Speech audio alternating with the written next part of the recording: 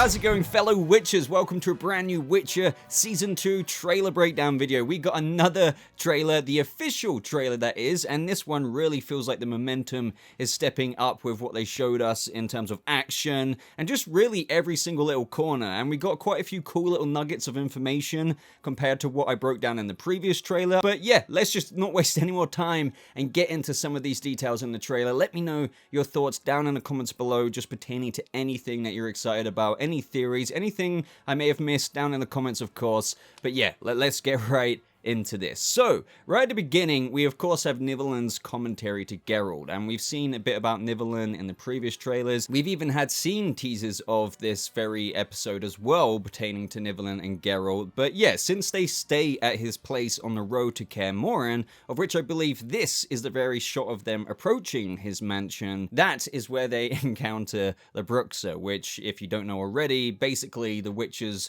world version of a vampire. The previous trailers did indeed show the Bruxa Verena in her winged form, but here we get a really good look at her vampiric, like, proper form. Not to mention a really good close-up look at the winged Bruxa form, just as Geralt seems like he's about to, like, stab her from behind. But Nivelun's commentary is speaking to something larger that's going on in the Witcher world, in where he said something has changed, Geralt. The world's acting strange. The North and South are at war. Monsters are roaming when they should be hibernating. Maybe it's the end of days. And I love Geralt's response, in where he just says, you know, in typical Geralt fashion, I've lived through 3 supposed end of days and it's all horseshit. Except this one, Nivelun technically isn't wrong, because it does somewhat foreshadow and hint at the next conjunction of the spheres in being a genuine threat. And the conjunction of the spheres is this somewhat cataclysmic event that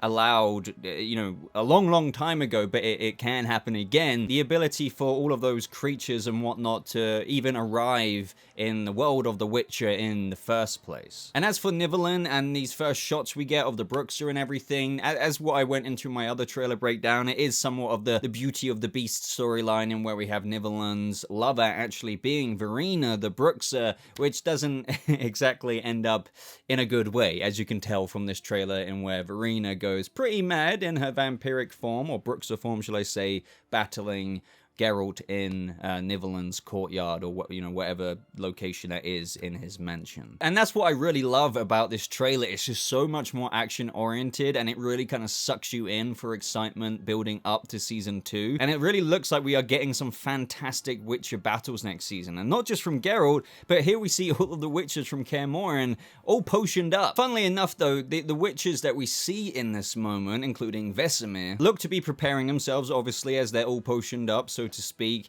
as to what is about to come through the door. Now, some are thinking it could be a monster, but the way I think of that is, you know, isn't it suicide for a monster to go to a Witcher school? So this could be sometime after Geralt and Ciri have arrived at Kaer Morhen, and, you know, since this trailer taps into a bit of Ciri's power and how, you know, if what you told me about her power is true, then you can't help her, well, she could potentially lose sight of her power and control in that moment, and that could be exactly what Geralt and what we see the other witches somewhat shielding themselves from, and that is Ciri's power somewhat echoing out in an uncontrollable fashion. Now, I think that would be really cool, because that would be such a powerful scene, and also give Vesemir and the other witches a taste of what Geralt has brought them and what they have to deal with. You know, it might shock them in the moment, but they will also probably feel a bit of empathy and whatnot towards Ciri as they get to know her. They won't just look at her and think, what a monster, you know, we have to stop her, look at this power she has. They might be thinking, damn, like, what are we going to do to help this girl? Which is where we do get some details of that in this trailer, which we're going to get into. And speaking of all of that delightful Witcher action that we see in this trailer, we get a hint at the Silver Sword as well, which, you know, I'm guessing will be featured a lot more in season 2, considering, if you don't know already, the silver, you know, witches carry 2 swords, one being silver for monsters, and then, you know, a steel blade for anything else like humans and whatnot. So as you can tell, in this particular scene, we see Geralt using it against the Bruxa Verena, as we see her using this vampiric scream at the same time. But Nivelun, of course, did detail not just things about monsters, but the larger things going on in the world of the Witcher, such as the North and South at war, and we do indeed get a lot more shots at the aftermath of some battles due to Nilfgaard's attempt at conquering the continent. You know, literally, like, Cintra was just the beginning. We do get some continuing shots like we saw in the previous trailer of Yennefer and Fringilla having been taken by the elves. Now, as I just mentioned, I went into this quite a bit in my previous trailer breakdown, because in that previous trailer, we actually got to see the aftermath of the Battle of Sodden, and where Fringilla has Yennefer bound and as a prisoner, since she kind of set fire to all of the Nilfgaardian forces, but obviously they somewhat recovered. But after that, as they're traveling back a little bit, Fringilla and Yennefer and Fringilla's forces, the Nilfgaardians, they get ambushed by the elves, which I believe are indeed Filavandrel's followers, of which pertains to the Elven Rebellion. But going back to specifically the Nilfgaard talk and their conquering attitude to the continent and whatnot, this is where Yennefer says to Fringilla, talking about their precious leader going after something. Now, I know, and I believe a lot of you will know what this is, but I don't want to get too spoilery into this, but of course it is referencing Emperor Emhyr seeking Ciri. I'm just dead ass excited to see how they reference the Emperor and his mission to go after Ciri, not to mention, you know, the conquering and stuff, but also even seeing Emperor Emhyr, you know, and that being a possibility, and just getting more and more into the details of the Emperor's true agenda here. But we also do see Fringilla in a scene walking through one of the halls, of which I believe is Nilfgaard, so it could even be a scene in where she's meeting the Emperor, and that could be one of our first scenes where we perhaps see him. Later on in the trailer as well, we get a shot of Rience, who is basically a mage who is also seeking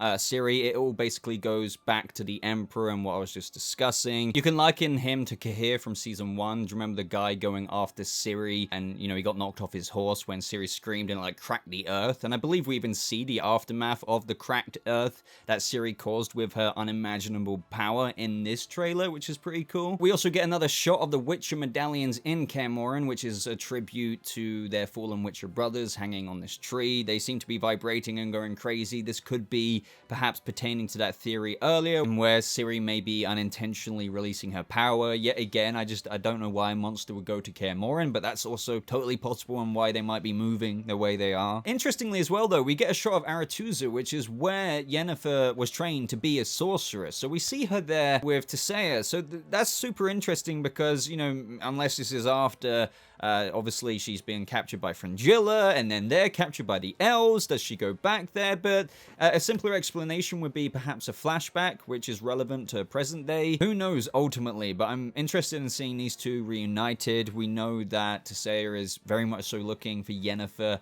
Immediately in the aftermath of the Battle of Sodden, we get a few shots of that with her just being devastated and screaming out Yennefer. We can't forget that a lot of people believe that Yennefer, including Geralt, could indeed be dead. We also get a couple of shots, really quick shots of returning characters from Season 1. One of them being Yennefer's old flame, if you will, Istrid, and the return of Stregobor, who seems to be doing some weird-ass magic, but we do see Stregobor as well, seemingly hijacking Yennefer's mind. It looks like he's probably using his magic to somewhat get some information out of her or something. Speaking of Yennefer, this shot of Ciri and Yennefer is amazing. They're both on horseback, just riding. I can't wait to see these two interact. Obviously, it should go without saying how important like this family is. Geralt, Yennefer, and Ciri is in the books, and this is just the foundation of that.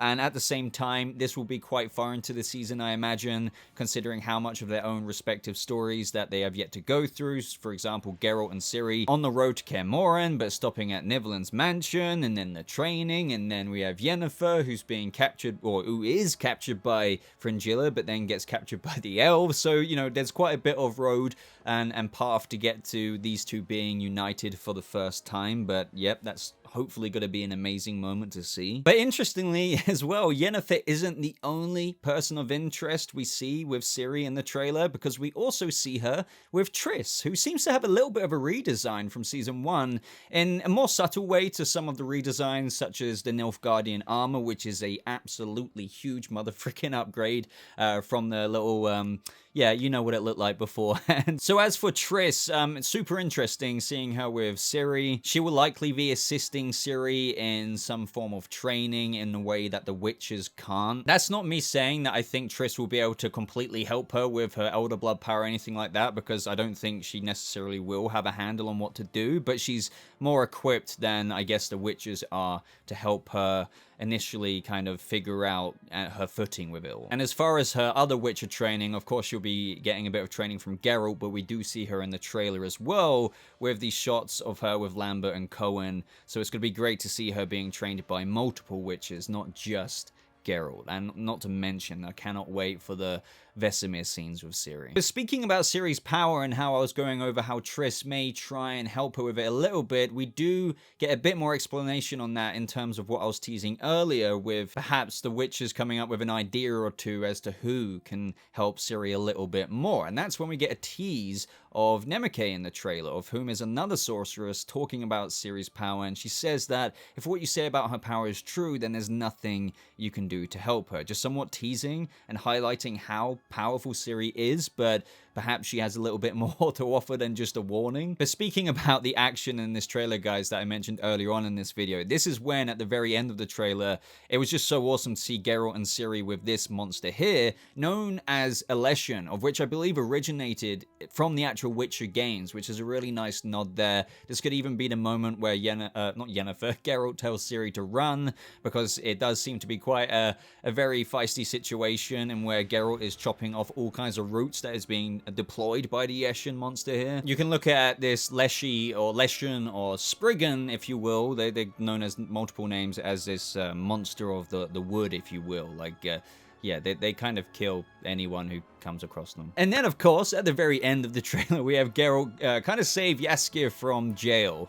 And he doesn't seem too grateful at the same time. But no, really, I'm just really looking forward to these two interacting again. Of course, I'm looking for the next Witcher, toss a coin to your Witcher song or something like that. I'm sure it's going to be very addictive, and we're all going to be singing it into the new year of 2022. But that's more or less what I had to say about this trailer, guys. I would love to know your insight, your takeaways, what most impressed you about this trailer, and what you are most looking forward to after being teased by such an awesome action-oriented trailer. Other than that, guys, I would just really appreciate a like on this video if you did enjoy it, especially if you're at this part of the video. I do have links to my social media, my Discord server, which is always in the top pinned comment of the comment section. But ladies and gentlemen, thank you so much for watching. I hope you all have a lovely rest of your day, and I'll see you fellow witches in the next video.